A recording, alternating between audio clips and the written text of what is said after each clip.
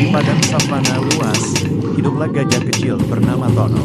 Berbeda dari gajah lain yang suka berendam lumpur, Tono sangat suka menari. Ia menari saat matahari terbit, saat hujan turun, bahkan saat tidur pun kakinya bergoyang. Teman-teman mengejeknya, "Gajah kok menari? Lucu." Tono sedih, lalu bersembunyi di balik pohon besar. Namun saat festival kebun binatang datang, semua hewan bingung tampil apa. Tono keluar dan menari dengan gemilang. Penonton bertepuk tangan meriah.